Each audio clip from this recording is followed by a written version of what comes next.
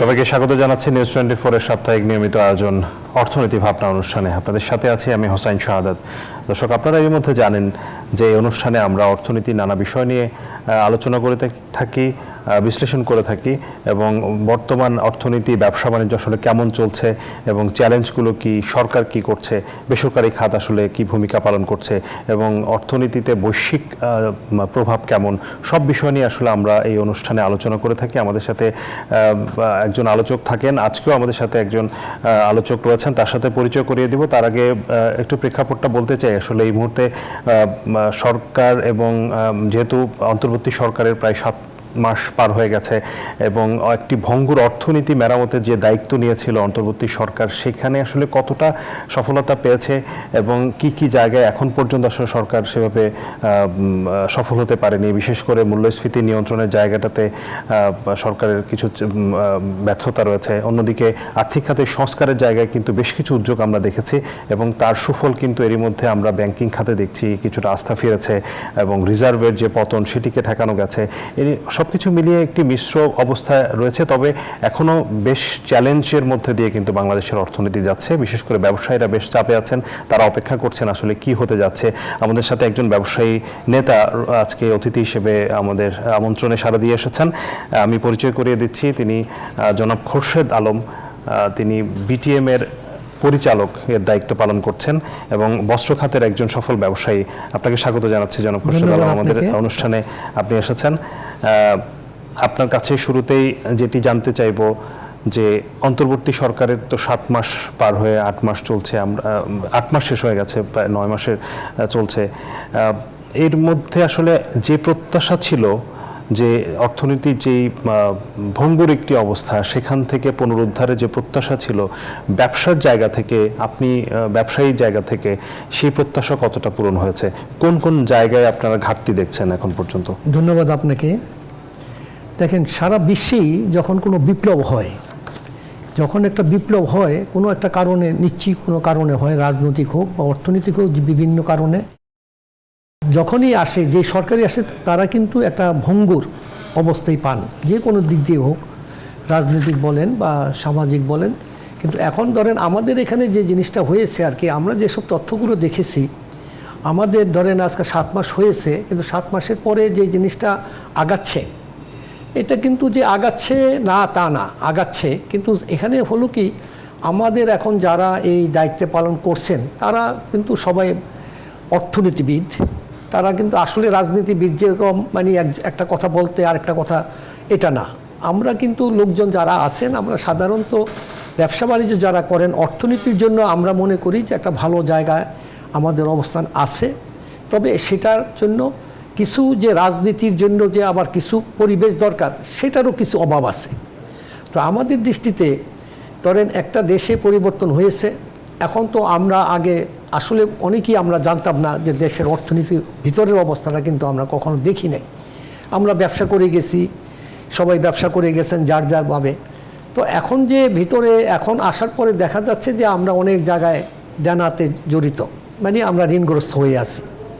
আমাদের কাছে আজকে ধরেন বিভিন্ন খাত, যেরকম ধরেন আপনার হয়তো গ্যাসের বলেন, বিদ্যুতের বলেন, বিভিন্ন খাত আমাদের কাছে অনেক টাকা পয়সা পাবে। তো এই জিনিসটা আমাদের জানা ছিল না। তবে আমরা একটা জিনিস বুঝতে পারি না, এই এতগুলা টাকা এখানে বাকি কেন? আপনি তো বিদ্যুৎ দিয়েছেন আমাদেরকে, গ্যাস দিয়েছেন, আমরা তো গ্যাসের বিল দিয়েছি। আপনি তো ধরেন ডিস্ট্রিবিউশন করতেছে কে? তিতাস গ্যাস।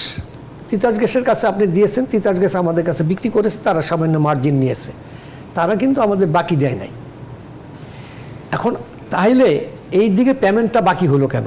এখন পর্যন্ত আমি যদি বলি যে সরকার যে পদক্ষেপগুলো নিয়েছে অর্থনীতি পুনরুদ্ধারে এবং ব্যবসার পরিবেশ ফিরিয়ে আনার ক্ষেত্রে, সেই জায়গাটাতে কোন জায়গাটাতে ঘাটতি দেখেন? বিশেষ করে আইন শৃঙ্খলার কথা আমরা সবাই বলছে যে আইন শৃঙ্খলা আসলে সেভাবে এখন পর্যন্ত উন্নতি হয়নি, নিয়ন্ত্রণে আনতে পারেননি।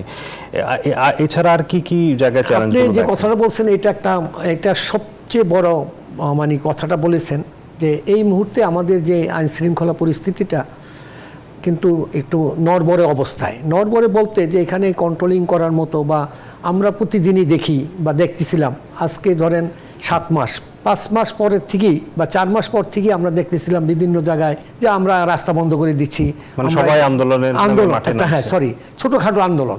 কিন্তু আমরা কিন্তু বিগত এত বছর এরকম ছোটোখাটো আন্দোলন দেখি নাই, আমরা দেখেছি বড় আন্দোলন। কিন্তু দেখা যায় আজকে আশুলিয়ার একটা জায়গায় হঠাৎ রাস্তা বন্ধ, কী জন্য? একটা মিলের বেতন দিচ্ছে না, একটা মিলে বেতন দিচ্ছে না, বা হতে পারে আপনার একটা মিলে বেতন দিতে পারতেছে না, এতগুলা মিলের ভিতরে 10টা মিল 25টা মিল বেতন না দেওয়াটা এটা খুব একটা বড় কিছু না, কিন্তু সেই জন্য রাস্তা বন্ধ করে জনসাধারণ রুগী আসবে। এখন আমি দেখেন আপনার সঙ্গে সম্পর্ক আমার হয়েছে, কিন্তু আপনি মানুষকে কষ্ট দিচ্ছেন, এটা তো হতে পারে না। এটা হলো আমাদের বিবেকের একটা কি বলবো, অবক্ষয় বলবো, যে আমার ভিতরে চিন্তা নাই যে আমি এখানে দাঁড়ায় আছি, রাস্তা বন্ধ করে দিচ্ছি, আমি টাকা পাচ্ছি না। ওই ভদ্রলোক কি করছে? বাচ্চা নিয়ে যাচ্ছে স্কুলে, একটা রুগী নিয়ে যাচ্ছে, তার মাকে নিয়ে যাচ্ছে, বিদেশ থেকে আসছে, সে বাসায় যাবে, গাড়ি নিয়ে বসে আছে। এটা তো হতে পারে না। এগুলো আমাদের হয়েছে কি, আমাদের আসলে চিন্তা ভাবনা আমাদেরটা অন্যরকম। আমরা বুঝতে পারি না যে আমাদের ভিতরে এই ধরনের চিন্তা ভাবনাটা কেন আসলো। এটা আমাদের দেশ, আমরা সবাই বাংলাদেশি, আমরা ভাই ভাই, আমাদের নিজেদের লোক, আমরা রাস্তা করে দিব, কিন্তু আমরা কি করি? রাস্তায় দাঁড়ায় যাচ্ছি। এই মুহূর্তে পরিস্থিতি কেমন? আমরা আসলে সবচেয়ে বেশি সমস্যা দেখেছি কিন্তু আশুলিয়া এবং সাভারের এই অংশটাতে, বিশেষ করে তৈরি পোশাক এবং বস্ত্র খাতের যে কারখানাগুলো আছে সেইগুলোকে কেন্দ্র করে বেশি সমস্যাগুলো আমরা দেখেছি। সেই জায়গাটাতে এখন পরিস্থিতি কেমন? না, এখানে আপনি যেটা বলছেন ওইসব এলাকায় কিন্তু এখন যে ইস্যু নিয়ে হচ্ছে, ইস্যুটা কি? 2 মাসের বেতন দেওয়া হয় নাই, এখনো হচ্ছে না? এখনো হচ্ছে, কিন্তু আগে এরকমভাবে আসে নাই। আগে দেখা গেছে 10টা মিলের ফ্যাক্টরি টাকা দেয় না 3 মাসও, কিন্তু এরকম রাস্তায় বের হয় নাই। এখন একটা হইলে বের হয়ে যাচ্ছে, এবং একটা হইলে বের হয়ে কি হচ্ছে জানেন? এখনকার সিস্টেমটা কেন জানি আমরা মিলাইতে পারতেছি না। দেখেন আমরা সব সময় একটা প্ল্যানিং করে কাজ করে আসছি, সত্যিকার অর্থে আমরা এখন ব্যবসায়ীর আতঙ্ক কী জন্য জানেন? আমাদের কোনো প্ল্যানিং একটা করতে পারতেছি না। যেই কথাটা আপনি বলেন আইন শৃঙ্খলাটা, আমি মনে করি সর্বপ্রথম এটা দেখা উচিত বর্তমানে। এবং যে ছোটোখাটো জিনিসগুলো হচ্ছে, এটা কেন ছড়ায় যাচ্ছে? আমরা প্রথম যে দেখেছি আশুলিয়াতে, আমার নিজের চোখে কিছু প্রমাণ আছে, আমরা দেখেছি আন্দোলন হচ্ছে, এখানে 2টা জিনিস নিয়ে আন্দোলন হয়েছে, সেটা আপনারাও জানেন। একটা হলো কিছু কিছু মিলের শ্রমিকদের বেতনটা সময় মতো দিতে পারে নাই। আচ্ছা, কী জন্য দিতে পারে নাই? হয়তো তার গ্যাস ছিল না, বিদ্যুৎ ছিল না, টাইম মতো প্রোডাকশন করতে পারে নাই, এক্সপোর্ট করতে পারে নাই, বা টাইম মতো টাকা দিতে পারে নাই, অথবা তার ব্যাংকের কোনো সমস্যা ছিল, এলসি পেমেন্ট আসে নাই, যার জন্য দেরি হয়েছে 1 মাস 2 মাস। আরেকটা হয়েছে জুট নিয়ে, সেটা হয়তো আপনারা অতটা না জানলেও আমার নিজের চোখে অনেক কিছু দেখা আছে। এখানে 2টা গ্রুপ সবচেয়ে বেশি ক্ষতিগ্রস্ত করেছে, যারা জুটের সঙ্গে ব্যবসায় জড়িত। একটা গ্রুপ এত বছর তারা এখান থেকে সুযোগ সুবিধা নিয়েছে, আপনার ফ্যাক্টরি যত জুট হয়েছে এই জুটগুলা তারা নিয়ে গেছে। অ্যাকচুয়ালি জুটের ভিতরে যে ব্যবসা, আসল কিন্তু জুট না, এটার ভিতরে অনেক গোমরের ব্যবসা আছে। কারণ হয়েছে, বলা হচ্ছে জুট, জুট অর্থ কী? জুট অর্থ হয়েছে আপনি একটা কাপড় তৈরি করেছেন, এটার যে ওয়েস্টেজ, যেটা কোনো কাজে লাগে নাই, এটা মানে কোনো কাজে লাগবে না, এটা বিক্রি করবে। কিন্তু আসলে এখনকার জুট এটা না। এখনকার জুট হয়েছে, যারা জুট নিচ্ছে তারা প্রয়োজন বোধে আপনার ভিতরে যাবে, ভালো কাপড় নিয়ে আসবে, ভালো টি শার্ট নিয়ে আসবে, বলবে যে এটা আছে, ডিফেক্ট আছে, দিয়ে দেন। ওগুলা করে নিয়ে গিয়ে তারা ওইখান থেকে পয়সা কামাচ্ছে, টাকা কামাচ্ছে। মানে এটা তো নিশ্চয়ই রাজনৈতিক প্রভাব খাটিয়ে। হ্যাঁ, ওখানে ওইটা ছাড়া তো যেতে পারে না। আমরা যদি আগের সরকারের আমলে দেখি, মানে আওয়ামী লীগের বা ছাত্রলীগের ছিল একটা সিন্ডিকেট ছিল, অবশ্যই ছিল। এখন আসলে কারা করছে এটা? এখন যারা বর্তমানে এর পরিবর্তে যারা আসছে, এখন ধরেন আমরা যেটা জানি আর কি, একটা দল আসছে, এখানে আমি কিছু দেখতে পেয়েছি, যেমন বিএনপির লোক আসছে, আওয়ামী লীগকে সজায় দিয়ে বিএনপির কিছু লোক ঢুকেছে। এখন এখানে মধ্যবিত্ত কিছু লোক ঢুকেছে, এবং এরা কি করে, যখনই এসব কাজ করে তারা কিন্তু একটা গ্রুপ নিয়ে আসে বাইরে থেকে। লোকাল লোক কিন্তু তারা এখানে করে খুব কম। এগুলাকে সাপোর্ট যখন দেওয়ার জন্য, যখন আন্দোলন করার জন্য আপনি মিলটাকে দিবেন, না দিলে আপনি মিল ভাঙচুর করবে। এখন সমস্যা, বড় সমস্যা কোনটা? আপনার মিলের সঙ্গে আবার হয়তো নেগোসিয়েশন চলতেছে জুট নিয়ে, কোনো কারণবশত ওই গ্রুপটা এসে গেল, আইসা বলে আমাকে নিতে দিবে না। এখন 2 গ্রুপে আমরা মারামারি করতেছি, মধ্যে দিয়ে কিছু লোক ভিতরে ঢুকে তারা মেশিনপত্র ভেঙে দিল। এটা কিন্তু ভাঙলো কেন? কে ভাঙলো? যার একটা পক্ষ, যেহেতু আপনাকে ওনাকে বাদ দিয়ে আমি কথা বলতেছিলাম, এখানে কিন্তু শ্রমিকরা কখনো, আমি আপনাকে একটা কথা বলি, শ্রমিকরা কখনো তাদের ফ্যাক্টরির মিলে আগুন, মেশিন ভাঙ্গা এটা কখনো করতে পারে না। মানে এর কোনো ক্ষতি আসলে ফ্যাক্টরির বা কারখানার ক্ষতি করবে না, তারা করবে না। এটি তো একটি সমস্যা। আরেকটি বিষয় আসলে যেটি নিয়ে আপনি দীর্ঘদিন ধরে কাজ করছেন, কথা বলছেন, লেখালেখি করেন, সেটি হচ্ছে যে কারখানাগুলোতে জ্বালানির তীব্র সংকট, এবং এই সংকটটা আমরা সাম্প্রতিক সময়ে অনেক বেশি দেখছি। আমি যদি আপনাকে কিছু তথ্য দিয়ে, আপনি যেটি বলছিলেন যে সরকারের এই মুহূর্তে শেভরনের কথা আপনি বললেন, কাতার এনার্জি সহ আন্তর্জাতিক তেল কোম্পানিগুলোর কাছে প্রায় 70 কোটি টাকা বকেয়া রয়ে গেছে। 70 কোটি ডলার, 70 কোটি ডলার বকেয়া আছে। এর বাইরে বিদ্যুতের হিসাবও যদি করি, সব মিলে প্রায় 200 কোটি ডলারের বেশি, এই যেটি আসলে সরকার পরিশোধ করেনি এতদিন। এবং জ্বালানি উপদেষ্টা সম্প্রতি বললেন যে 2 মাসের মধ্যে বিদেশি কোম্পানিগুলো এসব বকেয়া হয়তো পরিশোধ করা হবে। এই যে আমরা জ্বালানি পাচ্ছি না, এর পেছনে এইটি কি মানে আমাদের আর্থিক সংকটটাই কি মূল কারণ, নাকি এর বাইরে অন্য কোনো কারণ আছে যে সরকারের আসলে জ্বালানি ব্যবস্থাপনা কোনো সমস্যা দেখেন? আপনি তো এটা নিয়ে দীর্ঘদিন কাজ করেছেন। একদম সঠিক কথা আপনি যেটা শেষে বললেন। এখানে যে জ্বালানির নীতি বা জ্বালানি যে পরিচালনার জন্য যে ধরনের সিস্টেম থাকা দরকার ছিল, সেই সিস্টেমটা এখানে কোনো অবস্থায় ছিল না। আমরা যদি বলি যে একটা সিস্টেম থাকবে, আপনার 80% হতে পারে, 20% নাই, কিন্তু জ্বালানি মন্ত্রণালয়ের যেভাবে কাজগুলো হয়েছে, এখানে দেখা গেছে, যদি আমাদের দৃষ্টিতে বলি 50% তারা সিস্টেমেটিক ছিল, 50% ছিল না। ওই যে ছিল না যেটা, সেখান থেকে আপনার এখানে মিসইউজ বলতে, আমি বলবো মিসইউজটা বলতে আপনার যে আমার এটা মিসইউজ মানে থার্ড পার্টি এখানে লাভবান হয়েছেন। আপনি আমার এখানে গ্যাস দিচ্ছেন অবৈধ, সেটার কি পরিমাণ আজ পর্যন্ত বের করতে পারেন না। এখনও আপনার ধরেন সেনাবাহিনী বা অন্য সংস্থা গিয়ে গিয়ে বিভিন্ন এলাকায় দেখতেছে যে এলাকা ভর্তি। এটা আপনি ধরতে পারতেছেন কখন? যখন একটা অ্যাক্সিডেন্ট হচ্ছে, সিলিন্ডার জ্বলে 2টা লোক মারা গেল, তখন গিয়ে আপনি দেখতেছেন এখানে অবৈধ লাইন। কিন্তু আপনারা এই যে তিতাস গ্যাস, আমি বলবো এটার জন্য 100% দায়ী তিতাস গ্যাসের লোক। এদের আপনার কি বলে, এদের অনুমতি ছাড়া আপনি একটা লাইন নিতে পারেন না। তবে এরা কারা? এগুলো সেই লাইনের যারা লোক, এটা বড় যে অফিসার তারা না, যারা বিভিন্ন লাইন প্রদানের সঙ্গে বা বিভিন্ন ফিল্ডে কাজ করে, এরা এইসব অবৈধ লাইন, এবং তারাও প্রেসারে থাকে। আমি বলি তারাও যে এভাবে দেয় তা না। রাজনৈতিক যে দলের লোকজন তার যারা আছে, এলাকায় যারা কর্তৃত্ব করেন, তারা মনে করে আমি এই লাইনে এই এলাকায় যদি গ্যাস দিতে পারি আমার একটা ইনকাম হবে ভালো। আপনার থেকে প্রতিটা বাড়িতে গ্যাস দিবে, আপনার থেকে 20,000 টাকা করে নিবে, প্রথমে 1 টাকা নিয়ে নিবে। এখানে 1000 বাড়িতে দিল, 20,000 টাকা করে সে লাইনটা নিয়ে নিল। তারপর অবৈধ চুরি, যে লাইনটা আসছে সেটার কিন্তু কোনো মিটার নাই। যে টাকা পাচ্ছে এখান থেকে 50% টাকা তিতাস গ্যাস বা 40% টাকা তিতাস গ্যাসকে দিচ্ছে, বাকি টাকাটা ওনারা নিয়ে নিচ্ছে। কিন্তু যিনি ব্যবহার করতেছেন উনি কিন্তু টাকা দিচ্ছেন। এখন আসলে এই যে সংকটগুলো তৈরি হয়েছে, এগুলোর কারণে বস্ত্র খাতে যেহেতু আমরা জানি প্রচুর গ্যাসের প্রয়োজন হয়, এই মুহূর্তে আসলে পরিস্থিতি কেমন, সার্বিক পরিস্থিতি, এবং ব্যবসায়ীরা আসলে নতুন বিনিয়োগের দিকে কি চিন্তাভাবনা করছে কিনা, মানে পরিস্থিতি আসলে, মানে আপনি সবসময় বলে থাকেন যে আসলে আপনাদের গ্যাস প্রেশার নাই, এই মুহূর্তে পরিস্থিতি একটু জানতে চাই। এটা খুবই দুঃখজনক, এবং এটা দেখার কোনো লোক নাই, এটা মনিটরিং করার কোনো লোক নাই, আমাদের কথা শোনারও কোনো লোক নাই। এটার জন্য সম্পূর্ণ দায়ী তিতাস গ্যাসের যারা ম্যানেজমেন্টে আছেন। কি পরিমাণ এখন উৎপাদন হচ্ছে? এখন বর্তমানে ওভারঅল যদি আমি সবগুলা মিলের কথা বলি, 35% গ্যাস শর্টেজ আছে।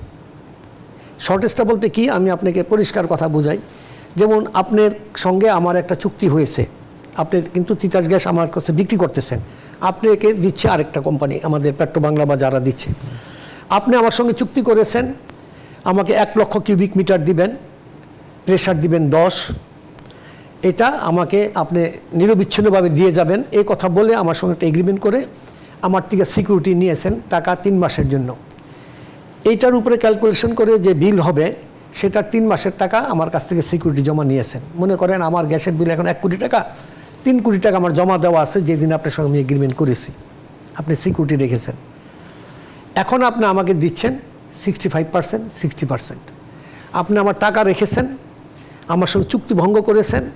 আমি ওই গ্যাসটা পাওয়ার জন্য, যে পরিমাণ গ্যাসটা আমি এখানে পাবো, আমি কিন্তু সেই পরিমাণেই আমি এখানে ইনভেস্ট করেছি, মেশিনারিজ, লোকজন বিনিয়োগ করেছি, বিল্ডিং করেছি, সব কিছু করে আমি মার্কেটও তৈরি করেছি যে আমার এই প্রোডাক্টটা আমি এই জায়গায় বিক্রি করব। এখন আমার মিল চলতেছে 60%। এখন এটার জন্য দায়ী কে? আচ্ছা দেখেন, আমি ওই যে টাকাটা যে ইনভেস্ট করলাম, এই যে আমার ফ্যাক্টরিটা, মনে করেন 600 কোটি টাকার ফ্যাক্টরি, 600 কোটি টাকা আমি ব্যাংকের থেকে লোন নিয়েছি। এখন আমাকে যে রিপেমেন্ট করতে হবে ব্যাংকের প্রতি মাসে মনে করেন 10 কোটি টাকা করে, আমার প্রোডাকশন হচ্ছে না, আমি টাকাটা কোথায় থেকে দিব?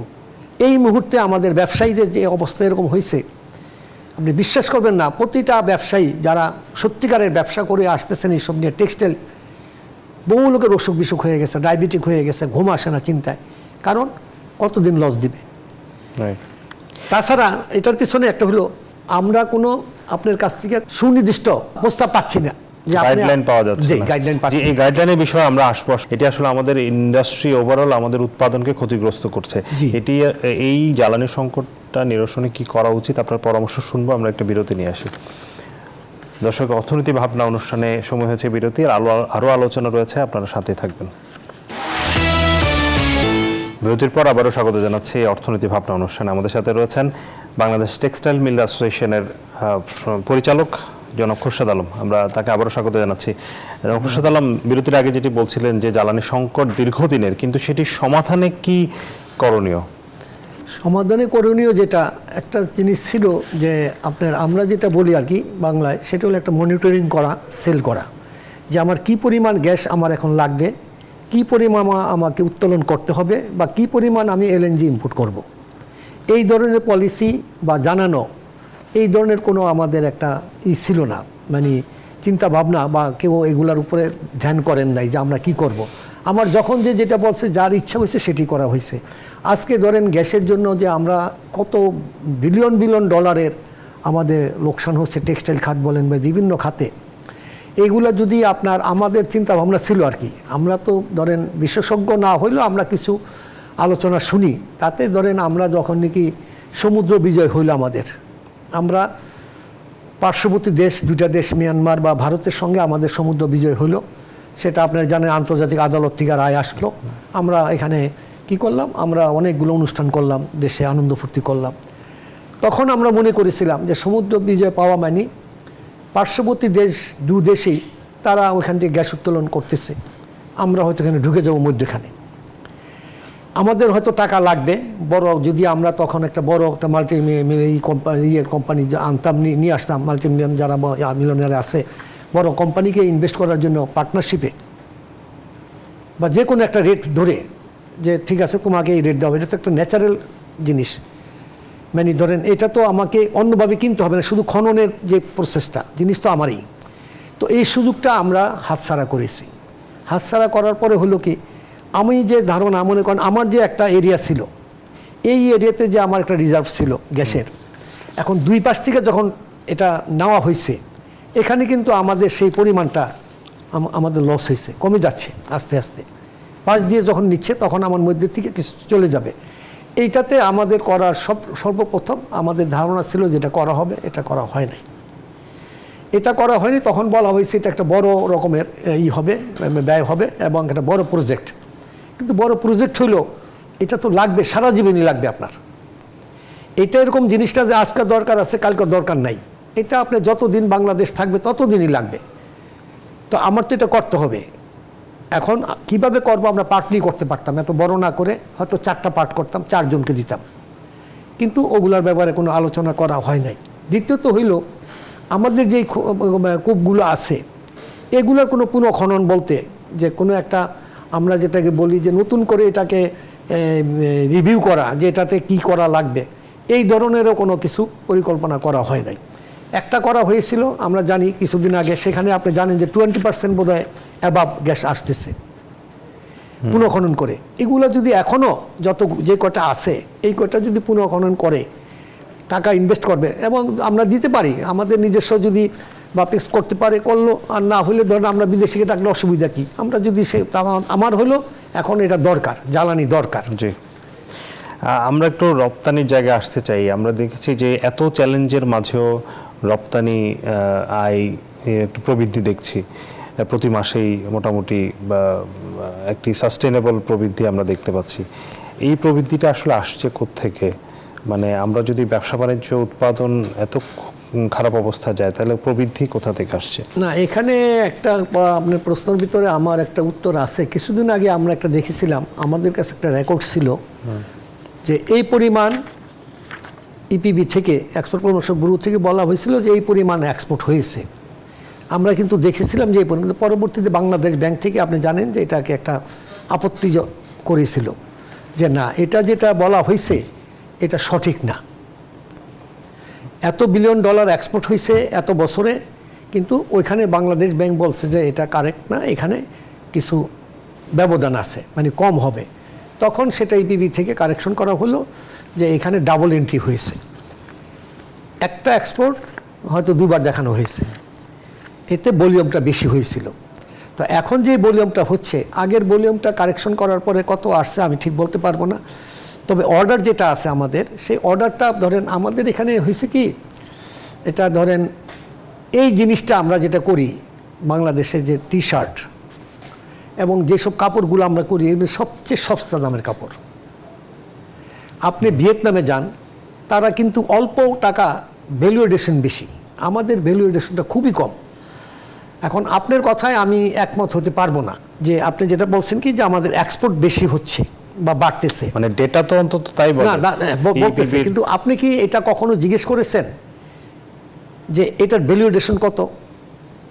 আমাদের ভ্যালুয়েশন খুবই কম, যেটা আমরা মানে পুরোটাই আসলে আমরা ইম্পোর্ট করে আনি কাঁচামাল, শুধু সেলাইটা আমাদের হয়তো ভ্যালুয়েশন হচ্ছে। সিএম পাইতেছেন, কাটিং এন্ড মেকিং, তো এটাতে যে অ্যামাউন্ট, এটা দিয়ে একটা দেশ চলতে পারে না, এটা দিয়ে দেশ চলতে পারে না। এটা দিয়ে আপনার আমাদের করতে হবে নিজস্ব।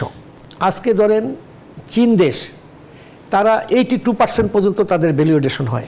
আমরা ভ্যালুয়েশনের জন্য আসলে আমরা কি, আপনার উদ্যোক্তারা কি কাজ করছেন? আমরা তো বসে আছি। আমরা এখন বাংলাদেশে ওভেন সেক্টর, আপনাকে বলি যে এই যে শার্ট যেটা আছে বা এই স্যুট যেটা বলেন, এইসব কাপড় এবং গার্মেন্টসের জন্য এখন আমরা প্রায় 55% ক্যাপাসিটি আছে আমাদের দেওয়ার মতো। এগুলা কিন্তু আমাদের যেগুলো আপনার ভ্যালুয়েশন হবে ভালো, কিন্তু আমাদের অর্ডার আসতেছে না। এটার পিছনে কারণ হয়েছে এখানে আসতেছে সস্তাগুলা, যেমন টি শার্ট একটা $1 $2 আমরা ব্র্যান্ডিং করতে পারছি না, তাদেরকে আমাদের সক্ষমতা জানান দিতে পারছি না যে আমরা আসলে হাই ভ্যালু আইটেম করতে পারি, আমাদের কোয়ালিটি ভালো। সেই জায়গাটাতে মানে ঘাটতিটা কোন জায়গায়? তাহলে সেখানে দুইটা ঘাটতি আছে। একটা হলো আমাদের যারা গার্মেন্টসের যারা আমরা মালিক আছি, আমরা তাদেরকে এই জিনিসটা ভালোভাবে বুঝাইতে পারতেছি না যে আমাদের কি হবে। আরেকটা হলো ওরাও মনে করে যে এখানে ঝামেলা, ওইখানে ঝামেলা, এই আমাদের এখানে টুকটাক কিন্তু দেখেন আন্দোলন থাকে, এটা কিন্তু ওরা পছন্দ করেন। আপনি ভিয়েতনামে যান, বিগত 5 বছরে দেখেন যে তাদের কয়টা স্ট্রাইক হয়েছে বলতে পার, কেন ওদের একটা আস্থা থাকতে হবে। তবে আমরা যে জিনিসটা নিয়ে সবচেয়ে আমরা বারবার বলেছি গার্মেন্টস মালিকদেরকে, এবং আমরা করেছিও, প্রথম দিকে ধরেন আমরা ওদের বুঝাইতে পারি না যে আমরা কি করি। সেই এক্সপোর্টের জন্য ভ্যালুয়েশন করার জন্য আজকে আমাদের বিটিএমএ থেকে $22 বিলিয়ন আপনার ইনভেস্ট করা হয়েছে। $22 বিলিয়ন। কেন? যে আমরা পুরা জিনিসটা আপনাকে দিব। আমার এখানে আমরা 54% বা 60% ভ্যালুয়েশন করব, কিন্তু আমি ওভেনে এখনও আপনার 25%-এর উপরে 30%-এর উপরে যেতে পারি নাই। তাহলে আমার 20% গ্যাপ আছে, আমার মেশিন আছে। আপনি আমাকে কি দিবেন এখন? আপনি আমাকে গ্যাস দেন, বিদ্যুৎ দেন নিরবিচ্ছিন্ন, এবং প্রাইসটা আপনি এরকম একটা রেট দিবেন যারা আমরা আন্তর্জাতিক বাজার মূল্যে করতে পারি। কারণ হচ্ছে আপনি এরকম রেট দিলে হবে না। আপনি যান বিদেশের সিস্টেমগুলো কি, আমি গিয়েছি, আমি আপনাকে বোধহয় বলেছি, আমাকে উজবেকিস্তান নিয়েছিল, উজবেকিস্তান সরকার আমাকে নিয়েছিল ইনভাইট করে বাংলাদেশ থেকে, তুমি এখানে এসে একটা ইন্ডাস্ট্রি করো। আমি তখন গেলাম, গিয়ে কিভাবে দিবেন আপনাদের? তাদের হলো পরিষ্কার একদম বানানো যে আমাদের এখানে 130টা তুলার আছে, আমরা ম্যানুফ্যাকচারিং করি, জিনিং প্ল্যান্ট আছে, আমরা এখানে বন্ধ করে আমরা 80টা করে 50টা আমরা দিব আপনাদেরকে। আপনাকে জমি দিব 50% দামে, আপনাকে গ্যাস দিব এবং বিদ্যুৎ দিব আগামী 7 বছর। এই যে একবার পরিষ্কার 7 বছর এত টাকা মূল্য। তাইলে আপনি চিন্তাটা কি, আপনি 7 বছরের কোনো দাম বাড়বে না। আমাদের এখানে দিনে সকালে ঘুমের থেকে উঠে রেট বেড়ে গেছে।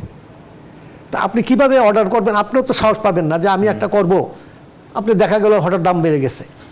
আজকে আমাদের যে বাংলাদেশে এই যে আপনি জানেন কিনা, বেডশিটের এই হোম টেক্সটাইল কিন্তু বড় মার্কেট ছিল, 32টা ইন্ডাস্ট্রি ছিল, এখন 8টা 9টা আছে, সব বন্ধ হয়ে গেছে। বিরাট মার্কেট ছিল বেডশিটের, টেরি টাওয়ালের, এগুলো নাই। কেন নাই? তারা এইগুলার অর্ডার আসে প্রতি 6 মাসের, আপনার চুক্তি হবে এই এত কন্টেনার মাল, এই মাল আপনি 6 মাস দিবেন, আপনি 3 দিন পরে 7 দিন পরে দাম বাড়াই দিছেন গ্যাসের দাম, আপনি কোথায় থেকে দিবেন? পলিসি হলো আমাদের সর্বনাশ করছে। এই ধরনের মানে সাস্টেইনেবল কোনো পলিসি না নাই, এবং আমি জানি না এরা জানেও কিনা। যারা এই ধরনের আগে ছিলেন বা এখনও আছেন বা যারা থাকতেছেন, এই ধরনের লোক দরকার হয়েছে আমাদের ব্যবসায়ী যারা একদম A to Z জানে। আজকে ধরেন যে আমাদের ধরেন বস্ত্র মন্ত্রণালয় বলেন বা এটা বলেন সেটা বলেন, আমাদের এখানে ধরেন আমাদের টেক্সটাইলের যে যারা আমাদের বলি যে বিটিএমের আন্ডারে যারা আছে, তার ভিতর সবচেয়ে বড় যিনি আছেন ধরেন যার অভিজ্ঞতা A to Z, নুমান গ্রুপের চেয়ারম্যান সাহেব আছেন নুরুল ইসলাম সাহেব, উনাকে কোনো দিন ডাকে নাই।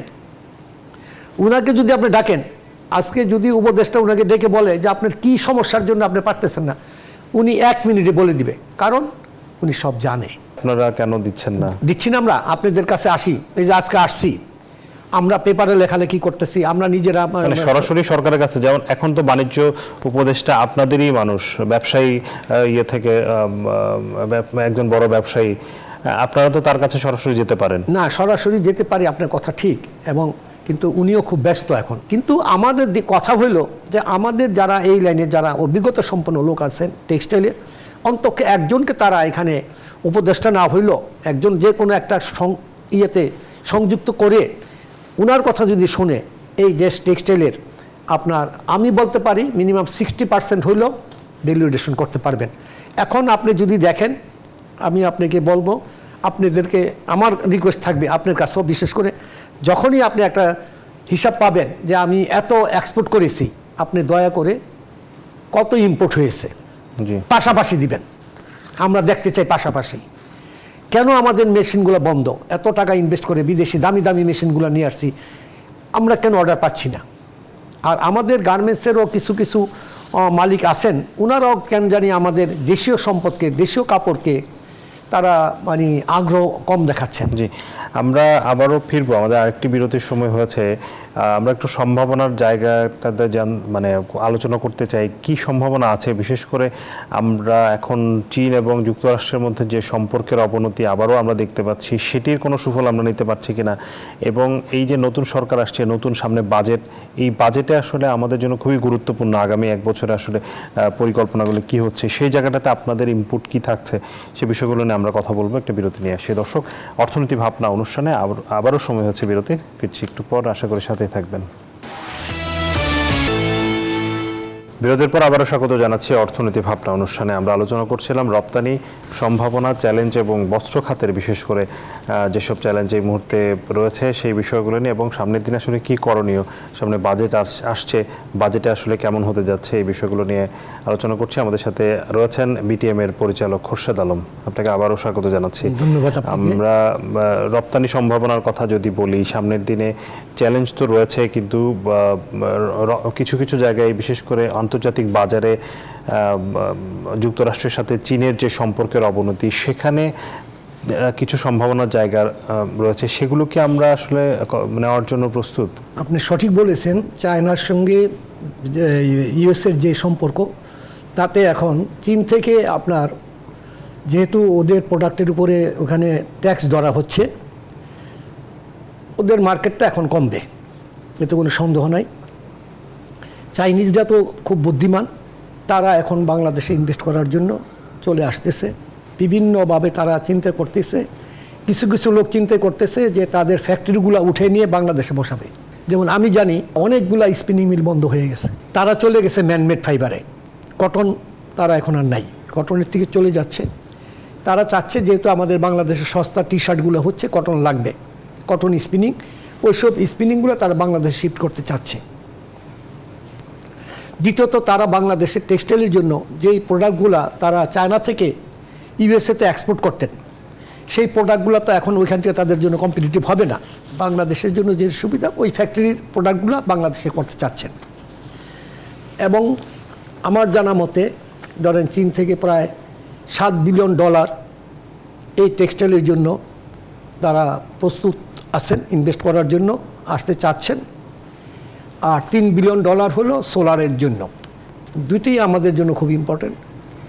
কিন্তু আমাদের বক্তব্য হলো যে এখন যদি নতুন প্রজেক্টগুলো আসে এই মুহূর্তে, এগুলো নিয়ে একটা আলোচনা হয়েছে, তাহলে আমাদেরও ক্ষতি হবে, ওনাদেরও ক্ষতি হবে। কি কারণ? কারণ হলো যে আমার এনার্জি নাই।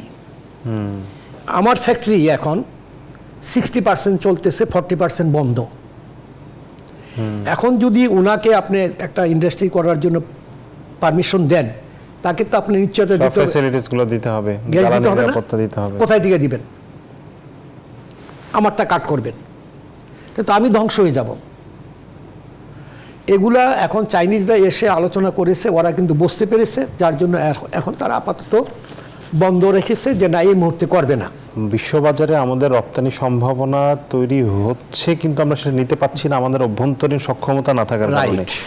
এই জায়গাটাতে সরকার আসলে এত বড় মানে $7 বিলিয়ন ইনভেস্টমেন্টের কথা আপনি বলছেন, যেটি চীন করতে চায় এবং এমন একটি খাতে করতে চায় যেটি আবার আমাদের রপ্তানির সুযোগ রয়েছে, সেই জায়গাটাতে মানে সরকারের নজর সেভাবে কি, মানে সরকার কি আসলে বিষয়গুলো বুঝতে পারছে না, নাকি কি কারণে নজর নাই, বা সরকার এই জায়গাগুলোতে খুব গুরুত্বের সহকারে তড়িৎ গতিতে কোনো ব্যবস্থা নিতে তো আমরা দেখছি না? না, এখন হলো যে দেখেন, যে তারা চিন্তা করেছিল এবং তাদের কিন্তু খুবই দরকার, এখন যদি আজকে এখানে না আসতে পারে তাহলে কিন্তু আপনার এই চীনের অন্য জায়গায় চলে যাবে। তারা, আমি বলে দিই, আপনার কম্বোডিয়া, ভিয়েতনাম, লাওস বা অন্য অন্য দেশে তারা চলে যাবে। কারণ হয়েছে তারা বসে থাকবে না। এখন আমাদের এখানে আপনি যদি কমিটমেন্ট করেন, আপনি পারবেন না। কারণ হচ্ছে আপনাকে আগে জ্বালানির জন্য আমাদের নিজস্ব ফ্যাক্টরি বন্ধ আছে, এগুলোর জন্য আগে আপনি গ্যাসের ব্যবস্থা করার পরে অতিরিক্ত হলে। আমরা এখন প্রস্তাব দিয়েছিলাম তাদেরকে, চাইনিজদের কিছু আমার সঙ্গে পার্সোনালি 1-to-1 কথা হয়েছে, তারা জানতে চেয়েছে। আমরা ওদের বলেছি যে তুমি এক কাজ করো, এই মুহূর্তে ইমিডিয়েট তোমার কাছে ফান্ড আছে, ওই টাকা দিয়ে তুমি আমাদের সঙ্গে জয়েন্ট ভেঞ্চার করো। আমাদের যে ফ্যাক্টরি আছে গ্যাসের জন্য চলতেছে না। দ্বিতীয়ত অনেকের ফাইন্যান্সের সমস্যা আছে। ব্যাংক, আপনি জানেন যে অনেক সময় ব্যাংক ঠিকমতো তাদেরকে ওয়ার্কিং ক্যাপিটাল দিতে পারতেছে না। তাদের এমনি ওই যে প্রোডাকশন লস হয়েছে 50% গ্যাসের জন্য, তারা তো এখন লসে আছে, টাকা দিবে কোথায় থেকে? এটা বলা হয়েছে। এগুলো নিয়ে দুই একটা জিনিসের সঙ্গে কাজ, ফ্যাক্টরির সঙ্গে কাজ চলতেছে। ইন্টারনালি তারা দেখতেছে, একটা ড্রয়িং ফ্যাক্টরির জন্য কথাবার্তা চলতেছে। তো এগুলো এখন আমাদের প্রস্তাব হলো যে আমাদের বাঁচতে হবে। আমার দেশীয় শিল্পটাকে আগে বাঁচানোর জন্য আমার দরকার জ্বালানি। এখন জ্বালানি কোথায় থেকে দিবেন সেটা তো আমাদের হাতে না, এটা সম্পূর্ণ সরকারের উপর নির্ভর করে। এখন সরকারের যারা আছেন আগে বা বর্তমানে, এখনও তারা এটা চিন্তা করেন কি না, এটা আমাদের সন্দেহ। কারণ আমরা কোনো ডেভেলপমেন্ট দেখতে পারতেছি না এবং এটা বলাও হচ্ছে না। আমাকে যদি বলা হয় যে আপনাকে 3 মাস পরে দিব, 2 মাস পরে দিব, এর আগে আমি শুনেছিলাম গত অক্টোবরে আমাদের চলে আসতেছে, এই লাইন পেয়ে যাব কালকা থেকে, কোনো কিছু হয় নাই। তারপর দেখা গেল সামিতের একটা জাহাজের কি সমস্যা হয়েছে, সিঙ্গাপুর পাঠাইছে তাদের আপনার পাইপলাইনের। তো এগুলা দিয়ে তো আমরা ইন্ডাস্ট্রি চালাতে পারবো না। এখন আমরা যখন পারবো না, এখন বিদেশিরা কি জন্য ইনভেস্ট করবে? সে তো চাবে যে আমি এখানে ইনভেস্ট করা, আমাকে রিটার্ন আসতে হবে। আমরা ওদেরকে বলেছিলাম যে আপাতত তোমরা 2টা খাতের টাকা ইনভেস্ট করো, সোলারে বা পাওয়ার প্ল্যান্টে করো, এবং তোমরা স্টক মার্কেটে ইনভেস্ট করো। এখন স্টক মার্কেটে তারা এখন আবার ভয় পাচ্ছে, বলতেছে যে তোমাদের এখানে বাংলাদেশে এখন হঠাৎ এখানে ছোট ছোট আপনার আন্দোলন, কিন্তু মানে একটা রাজনৈতিক স্থিতিশীলতা না থাকার কারণে চলতেছে, কিন্তু বন্ধ নাই। আপনি মনে করেন যে কালকে একটা ছোট দেখা গেল 10-15 জন লোক নিয়ে এসে দাঁড়ায় গেছে।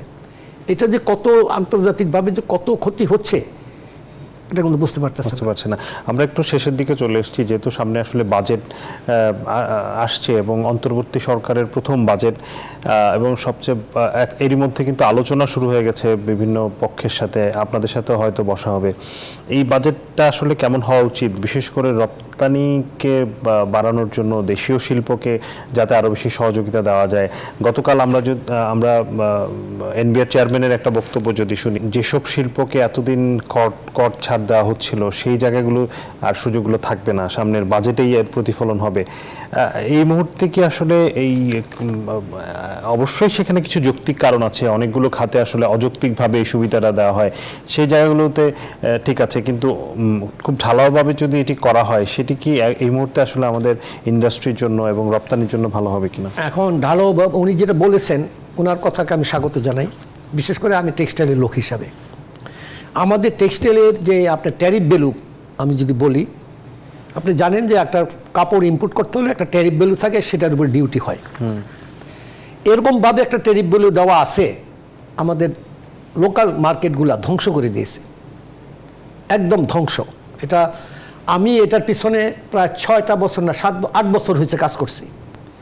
কোনো জায়গায় কোনো আমাদের যে বাণিজ্য মন্ত্রণালয়ে ছিলেন কি কান্তি দাস সাহেব, উনি তপন কান্তি দাস, হ্যাঁ তপন, এখানেও আমি অনেক গেছি, আমি ট্যারিফ কমিশনে তাদের দেখাই দিয়েছি যে একটা আপনি যদি আমি বলি আপনি বলেন কি 1 কেজি কাপড়ের দাম $2, $2.5 1 কেজি।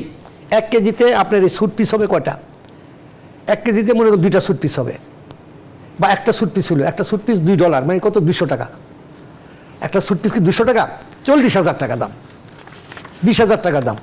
একটা শার্টের কাপড় এইভাবে মানে আমাদের টেক্সটাইলকে ধ্বংস করে দিছে। আমাদের কাপড় নিজস্ব উৎপাদন করতে পারি, কিন্তু আমরা ওদের জন্য পারি না। ডিউটি এরকমভাবে দিয়েছে, এটা ট্যারিফ মূল্য, এটা করা উচিত। সবার আগে বিদেশি কাপড়ের উপর আসলে ট্যারিফ না মানে কম থাকার ট্যারিফ কারণে অনেকই কম দায়ী বলতে গেলে। এইটিতে ঠিক আছে, কিন্তু দেশীয় যেসব শিল্প আছে উৎপাদনশীল খাত, সেই জায়গাগুলোতে কি এই মুহূর্তে হবে?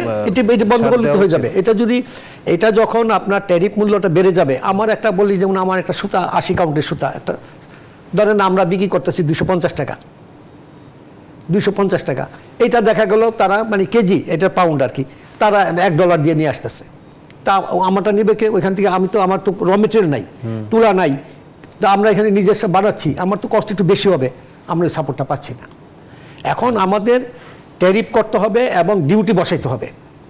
আমাদের বাংলাদেশে যেসব পণ্য হবে, আপনি দেখেন এখন আপনি জানেন যে পাম্প, যেসব যে পানির পাম্পগুলো, ওয়াটার পাম্প বিভিন্ন, এসব কিন্তু ভালো ভালো হচ্ছে এখানে বাংলাদেশে। এখন যদি আপনি বিদেশ থেকে ইম্পোর্ট করতে দেন, তাহলে এরা কী করবে?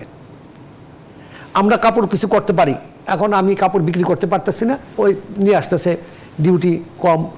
তো এগুলা সবগুলো আলোচনা করতে হবে। তবে কিছু জিনিস আছে যেগুলো আমাদের দেশে হয় না, ওগুলোর ব্যাপারে ওই সব জিনিসের উপরে সেটা আমাদের কোনো আপত্তি নাই।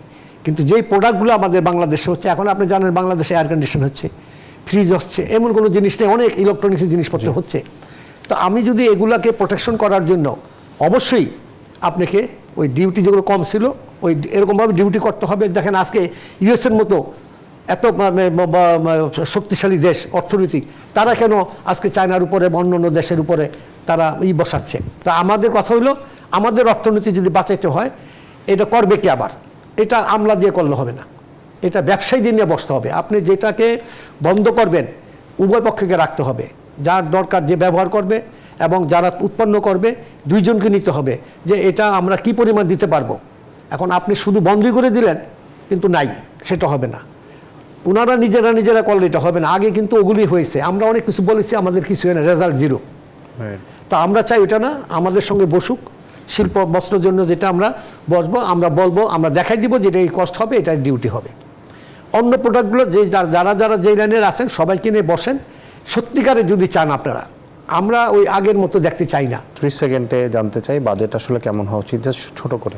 না, এখন বাজেটের ব্যাপার ধরেন, এখন যারা আছেন তারা তো অর্থনীতিবিদ, এবং তাদের এই বাজেটের ব্যাপারে আমি মনে করি যে তাদের অভিজ্ঞতা ভালো আছে, এবং তারা সৎ মানুষ, এবং তারা হয়তো চিন্তা করে তাদের যেই আয়, সত্যিকারের যে আয়ের উপরে ওনারা বাজেটটা দিবেন। ওইরকমভাবে শোনানো বাজেট না যে বাজেট দেওয়া হয়েছে ঘাটতি। আমরা আশা করি যে ওনাদের বাজেট যেটা দিবেন সেই বাজেটটা পরিপূরকভাবে কাজ করবে, বাস্তবমুখী বাজেট, বাস্তবমুখী আপনি চান। অনেক ধন্যবাদ জনাব খোরশেদ আলম, অসংখ্য ধন্যবাদ আমাকে টাকার জন্য। জি, অবশ্যই আপনি অনেক বস্ত্র খাত এবং ওভারঅল রপ্তানি এবং ব্যবসা বাণিজ্যের পরিবেশ নিয়ে আপনি বিস্তর আলোচনা করেছেন এবং আমাদের সাথে সময় দিয়েছেন, আপনাকে ধন্যবাদ জানাচ্ছি। দর্শক, আপনাদেরকেও ধন্যবাদ জানাচ্ছি, আপনারা তখন আমাদের সাথে ছিলেন অর্থনীতি ভাবনা অনুষ্ঠানে। আজকের মতো শেষ করছি, আগামী সপ্তাহে একই সময় আপনাদের সাথে আবারও দেখা হবে। আপনাদের সবাইকে শুভেচ্ছা।